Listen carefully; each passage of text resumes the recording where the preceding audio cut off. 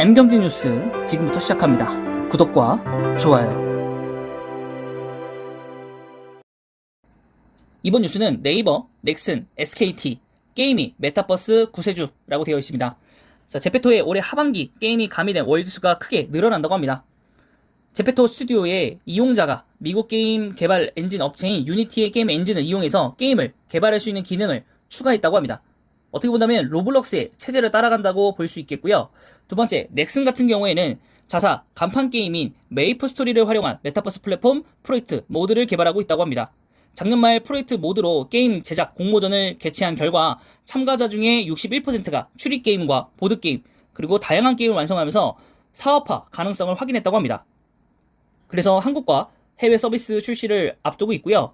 전국 130개국의 서비스 중인 메이플 스토리를 이용해서 하는 것이 굉장히 효과가 있을 것이다 라고 보고 있습니다. 또한 SK텔레콤 같은 경우에는 이 브랜드의 아바타가 가상공간에서 타고 다닐 수 있는 여러가지 아이템들을 새롭게 선보였고요. 제페토처럼 유니티 기능으로 만들어졌기 때문에 향후에는 게임을 제작할 수 있는 도구를 내놓을 수도 있겠다라고 하고 있고, 또 제페토보다는 SK텔레콤 이 브랜드가 나중에는 조금 더 큰 사업이 될 수 있는 것 중에 하나가 SK 스퀘어에서 3분기에 가상화폐를 발행하려고 했었는데 그 계획이 사실 당초 예상보다는 조금 밀렸는데 이게 과연 3분기 끝자락에 나올 것인지 아니면 4분기로 넘어갈 것인지 아니면 내년으로 넘어갈 것인지는 아직 뭐 발표된 건 없습니다. 네, 그래서 SK 스퀘어에서 가상화폐를 발행을 해야 그걸 가지고 지금 여기 위에 표에 보시듯이 제페토 안에서는 이 재미라는 화폐가 있는데 이것을 5,000개가 초과가 되면 현금화를 할 수 있다고 합니다. 자, 이것의 같은 개념으로서 SK텔레콤의 이 브랜드는 SK 스퀘어에서 발행하는 가상화폐를 가지고 거래를, 아이템이나 이런 것들을 거래할 수 있겠고, 이제 그 화폐를 가지고 어떻게 할 수 있는지는 또 향후 좀 알아봐야 될 텐데, 아마 SK텔레콤 내에서 뭐 통신요금이라든가 아니면 뭐 데이터 구매, 또 더 나아가서 SK 자사 플랫폼 안에 관련되어 있는 어떤 물품이나 이런 걸 살 때 마일리지 개념으로 사용할 수 있게끔 하는 계획을 가지고 있습니다. 그래서 향후에는 제가 볼 때는 제페토를 뛰어넘는 회사가 될 것 같고, 근데 제페토가 이것에 대해서 좀 반박을 해야 되고 또 경쟁을 해서 이겨내려면 이 뒤의 내용이 굉장히 중요합니다. 자, 메타버스가 게임을 자꾸 추가하는 이유 중에 하나도 충성도가 높은 커뮤니티를 형성할 수 있는데 이게 게임이 엄청난 큰 역할을 한다고 합니다. 특히 마이크로소프트, 메타 등에서 게임사를 인수하고 게임을 앞세워서 로블록스가 글로벌 메타버스 최강자로 주목받는 것도 같은 맥락이라고 하고 있기 때문에 네이버 같은 경우가 물론 이 브랜드는 없지만은, 그러니까 이 브랜드가 없기 때문에 가능한 것인데 네이버가 게임사를 인수를 해야 됩니다. 그리고 네이버가 게임사를 인수하려는 의향도 올해 초에 있었습니다. 그게 과연 지금 어느 정도까지 작업이 진척이 됐고 어떤 회사를 어떠한 식으로 활용을 할지는 모르겠으나 아직 관련 기사가 나온 게 없기 때문에 일단 네이버가 이 브랜드보다 한 발 앞서 나가려면 실질적으로 게임사를 인수를 해야 된다. 네, 그것에 좀 달려있다라고 좀 볼 수 있겠고, 로블록스 같은 경우는 이미 4,000개나 되는 게임이 이미 만들어져 있다고 합니다. 사용자들이 만든 게임이. 그래서 여기 안에서 사용하는 로벅스의 판매 수익이 1분기 기준으로 2,900억에 달한다고 합니다. 굉장한 사업이죠. 일감 활성화 이용자 수가 5,400만 명을 넘고요. 작년 동기 대비 수 28%나 증가했다고 합니다. 커뮤니티 주도로 컨텐츠 생산, 소비가 일어나는 비즈니스 생태계를 구축하는 것이 관건인데 게임이 이런 모델에 가깝고 이용자를 메타버스에 잡아두기 위해서 게임의 대명사인 재미의 대명사인 게임을 입히려는 움직임도 굉장히 강하다라고 볼 수 있고, 그것 때문에 컴투스 그리고 컴투스 홀딩스에서 만든 컴투버스를 이용하는 이유도 있는 겁니다. 자, 그래서 여러 회사들에 대해서 좀 말씀드렸는데 각각이 나가고자 하는 방향성들은 이제 다 정해져 있습니다. 네, 네이버 같은 경우에는 이 전용 화폐 재미라고 하는데 이게 가상화폐라고 하면 가상화폐겠죠. 근데 이것이 가상화폐는 아니고요. 게임 안에서 사용하는 캐시 같은 느낌이라고 좀 생각을 하는데요. 그렇기 때문에 이 브랜드의 차별화는 가상화폐로 연동이 된다라는 거. 그래서 향후에는 가상화폐 대 가상화폐로 교환을 할 수 있다라는 점이 될 것 같고, 네이버는 그렇기 때문에 게임사를 토대로 IP를 가지고 정말 재밌는 메타버스 안에 있는 게임을 세상을 만드는 게 중요할 것 같고, 그것이 사실은 넥슨에게 조금 있다고 보여져요. 충실한 이용자를 가지고 있는 IP, 메이플 스토리를 활용한 메타버스 세상을 만드는 거죠. 여기는 게임을 가지고 메타버스를 만드는 거고, 이 두 회사는 메타버스를 만들어 놓고 게임을 만들어 놓고 여기는 가상화폐를 이용해서 여러 가지 활동을 할 수 있게끔 만들 수 있는 그런 체제라고 좀 보시면 될 것 같습니다. 네이버 일봉입니다. 자, 고점 대비해서 굉장히 큰 폭으로 떨어졌고 또 최근에도 하락세가 또 이어지고 있는 것 같고요.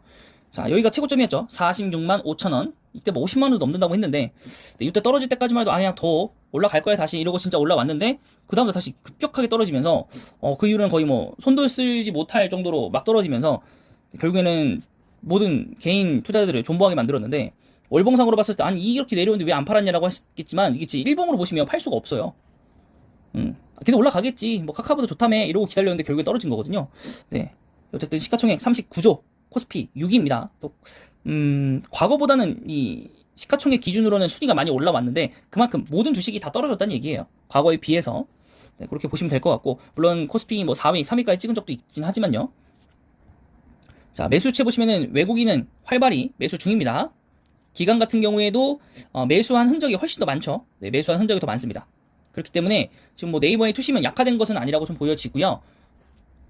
1분기 같은 실적을 좀 보겠습니다. 이렇게 지금 되어 있는 이 상태에서 제페토가 로블록스급으로 성장만 한다면 지금 1분기 기준으로 2,900억 정도가 붙는다는 얘기거든요. 2,900억 정도가 여기 안에.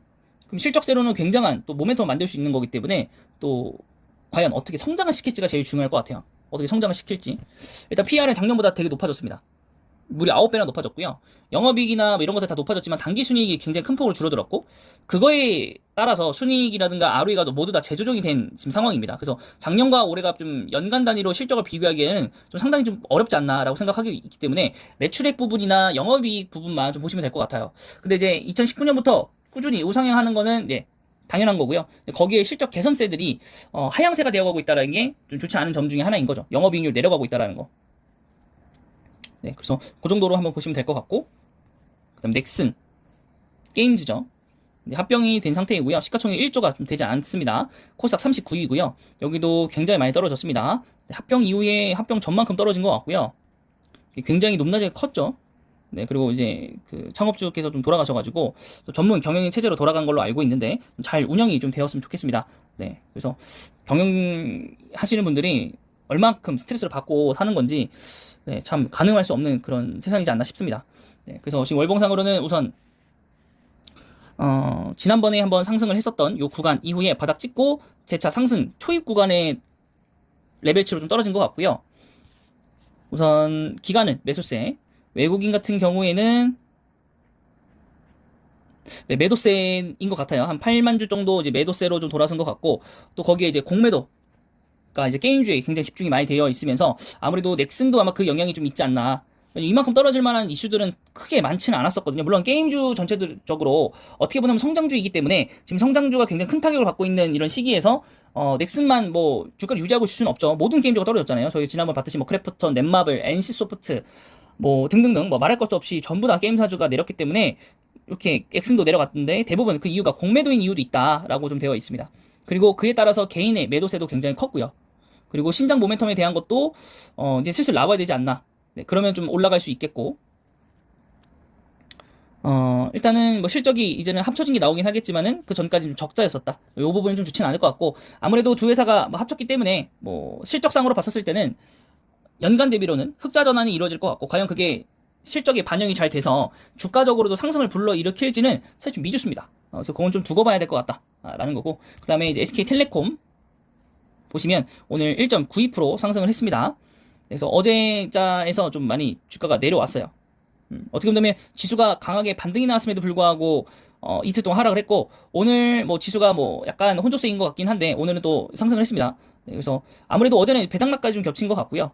네, 일단은 이제 분기별로 또 배당금 잘 챙겨가시기 바라겠고 이제 또 향후 또 쭉 지나면서 뭐 차익 실현을 할 수 있을 만큼 레벨치가 올라오면 저는 다시 한번 매도를 하고 나올 생각이 있기는 한데 뭐 분기 배당이니까 또 그런 모멘텀으로 여러분들이 뭐 샀다 팔았다 뭐 하는 것도 큰 전략이겠다 할 수 있겠고 하지만 최근에 정말 주가가 엄청나게 낮은 상태였기 때문에 차익 실현 및 배당이 모두 성립이 될 수 있었던 거고 만약에 시간이 조금만 더 지나더라도 주가가 올라와 버리면 배당의 매력보다도 나중에 향후 주가가 내려갈 수 있다는 부담감 때문에 사실은 어떻게 본다면은 조금 투자의 매력도가 시기가 얼마 남지 않았다라고 좀 볼 수 있겠고, 월봉상으로 봤을 때도 정말 바닥입니다. 그죠? 바닥이었기 때문에 충분히 금세 6만원 정도까지는 제가 봤을 때 치고 올라갈 가능성이 좀 크다라고 좀 보고 있습니다. 네. 2분기 실적 어쨌든 간에 나올 건데, 실적을 한번 볼까요? 2분기 실적이 1분기 작년 동기 대비보다는 잘 나올 거고 1분기보다는 잘 나올 것으로 보고 있기 때문에, 네, 뭐 크게 문제가 될 건 없어 보인다라고 보고 있고, PR도 굉장히 낮고 PBR도 역시 낮습니다. 네, 그리고 배당도 작년보다는 많이 주고 있는 상태이기 때문에 뭐 그런 부분에 있어서는 뭐 나쁠 건 없다라고 좀 보여지고 있습니다. 네, 그래서 결국 늦지 않게 좀 매수하시는 게 중요할 것 같고요. 뭐 앞으로 지금 오늘부터 다시 또 3분기 시작됐기 때문에 9월까지 쭉 가져가시면서 차익 실현과 배당 모멘텀을 모두 다 가져가시는 것도 충분히 도움이 될 거라고 보입니다. 이번 영상은 여기까지입니다.